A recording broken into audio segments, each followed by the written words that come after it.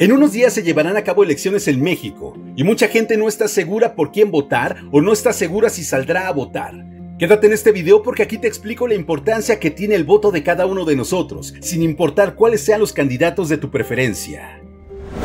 La política en este país ha sido criticada, cuestionada y sobre todo menospreciada al grado de que parece un gran circo o una mala broma, en lugar de verse como la encargada de administrar los bienes de la nación o de procurar justicia. La apatía de los mexicanos en temas de política se hace más evidente en las redes sociales, y esa apatía también se potencializa en las nuevas generaciones, que invariablemente serán el futuro del país, tanto como gobernantes, como gobernados y electores. Es muy raro que en una época donde los medios son más abiertos y la censura ya no depende de la televisión, y en una época donde las redes sociales permiten que la información viaje más rápido y a más lugares, sea cuando menos certeza se puede tener de las noticias que nos llegan. Lo anterior es fácil de entender, ya que existen muchas páginas y fuentes de información falsa o de fake news que se viralizan y llegan a miles o cientos de miles de personas que comparten esa información, y como si fuera un teléfono descompuesto, se termina consumiendo y reproduciendo información que carece de cualquier sustento. Además de que muchos comunicadores, influencers y líderes de opinión emiten sus comentarios basados en sentimientos, emociones y juicios de valor sobre temas o personajes políticos sin tener certeza de lo que están afirmando, pero también sin tener conciencia de que pueden influir en mucha gente que sin hacer un análisis personal repetirá esos discursos generando cada vez menos empatía o incluso odio. Y la prueba está en que recientemente se escucharon comentarios como: vamos a ser como Venezuela. El presidente se quiere reelegir. Estábamos mejor cuando estábamos peor.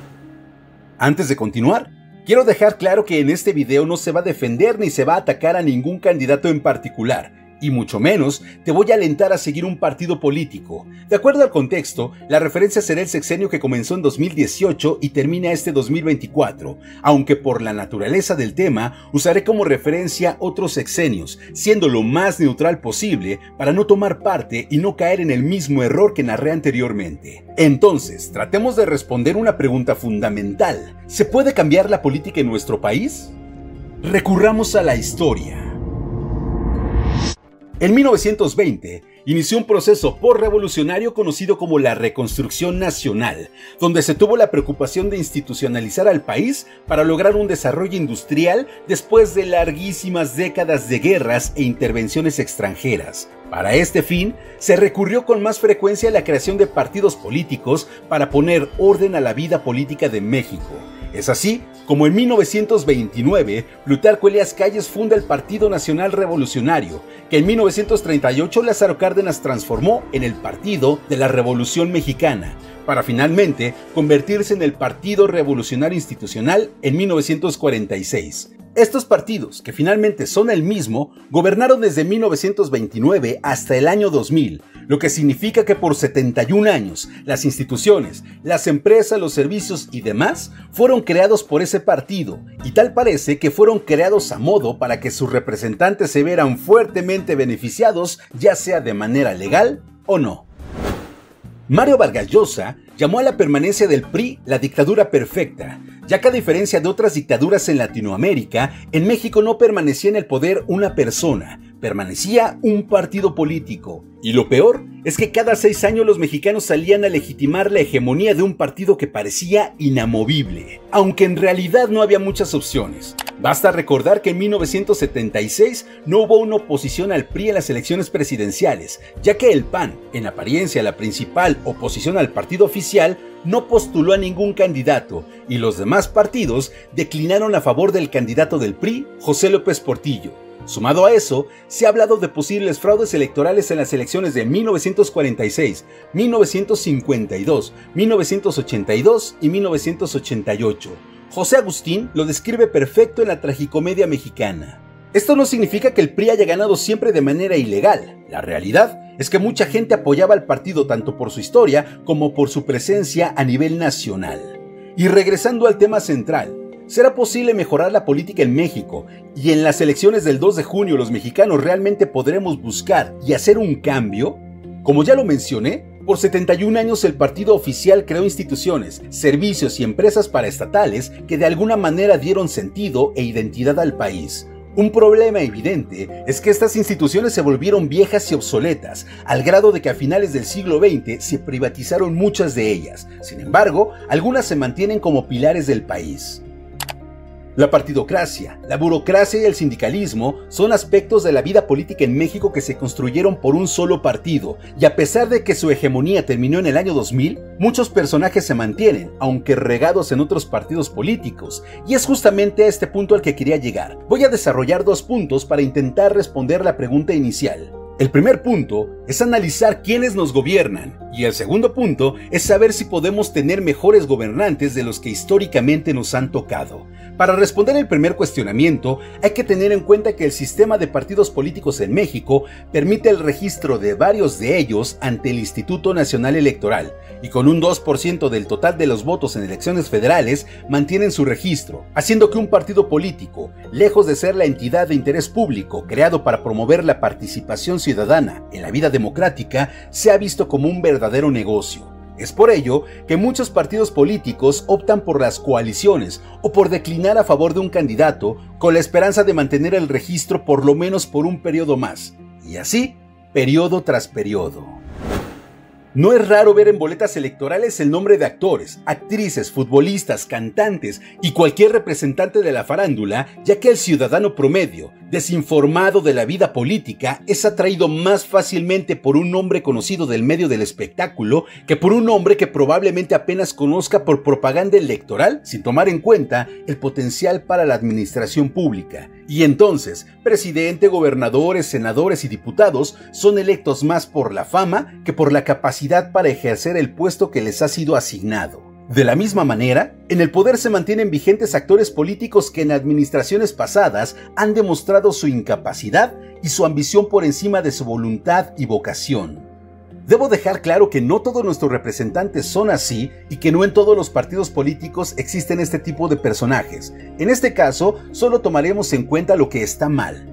Entonces, ¿podemos tener mejores gobernantes? Para responder a esta incógnita, quiero que pienses lo siguiente. ¿Quién es el jefe de nuestros representantes políticos? La respuesta es sencilla: todos los mexicanos, el pueblo, y siendo más exigentes, todos aquellos ciudadanos que mediante el ejercicio de la democracia ejercen libremente su voto. Permíteme darte un ejemplo. Cuando en un trabajo nuestro jefe está detrás de nosotros, vigilando cada paso que damos, la mayoría nos convertimos en empleados ejemplares, que llegan temprano, que realizan cualquier tarea sin objetar, que soportan el estrés y que trabajan bajo presión. Cuando el jefe no está, la cosa es diferente. Si los ciudadanos que ejercemos libremente el voto somos jefes de cada uno de nuestros representantes, ¿cómo hacemos para estar detrás de ellos y presionarlos para que trabajen? No podemos estar vigilándolos en las cámaras o en el Palacio Nacional. Entonces, ¿dónde hacemos la diferencia? En las urnas. Ahí es donde se hace la diferencia. ¿A cuántas personas has escuchado decir frases como "yo no voto porque siempre es lo mismo" o "yo no voto porque de todos modos ya se sabe quién va a ganar"? Es más, ¿no serás tú uno de ellos? Mientras al mexicano no le importe y mientras esa apatía electoral siga creciendo, ellos, las cúpulas del poder, los inmortales dinosaurios, los intocables de cuello blanco, seguirán manejando nuestra política como un negocio y no como lo que debe ser. Lo dijo Aristóteles en el análisis que hace de la República de Platón. El Estado es una asociación y como tal, para que su funcionamiento sea eficiente, la comunidad política debe necesariamente abarcarlo todo o no abarcar nada. Hagamos un recuento. En el año 2000, la lista nominal contaba con 58.782.737 ciudadanos registrados. En las elecciones presidenciales de ese año, votaron 37.601.618 personas, lo que representa el 63.97%. En 2006, la lista nominal era de 71.374.375 mexicanos, de los cuales votaron 41.791.332 mexicanos, siendo el 58.55% de la lista nominal. Para 2012, la lista estaba conformada por 77.738.494 personas y votaron 49.087.446 de ellas, lo que representa un 63.14% del total. Por último, en 2018, la lista nominal contaba de 89.250.801 personas, de las cuales votaron 56.611.801, siendo el 63.45% del total. ¿Qué significa esto? Que apenas poco más de la mitad de la población mayor de edad que cuenta con su credencial de elector ejerció su derecho libre al sufragio. Es decir, que si fuera un examen, pasaríamos, como decimos los mexicanos, de panzazo, o sea, apenitas. Por esta razón, los partidos políticos se manejan más como un negocio, y por eso, sus candidatos y representantes son en ocasiones personajes famosos por encima de personas preparadas para el cargo, porque habría que echar un ojo al presupuesto que el INE aprueba a cada uno de ellos, y más en tiempo de elecciones. Si no hacemos nada, nada va a cambiar. En conclusión, ¿qué podemos hacer?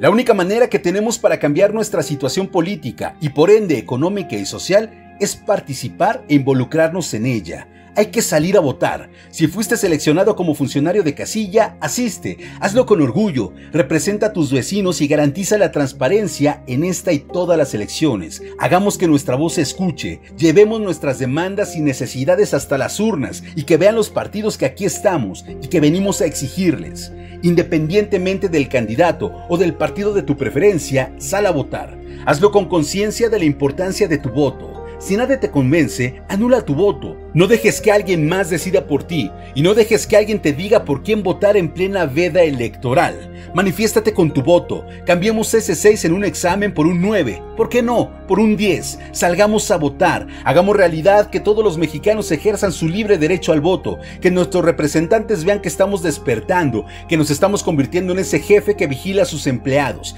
Hagamos que las boletas electorales dejen de estar llenas de nombres de famosos y se llenen de nombres de personas en quien realmente confiemos para cambiar el rumbo de este país. No necesitamos un mesías, necesitamos conciencia.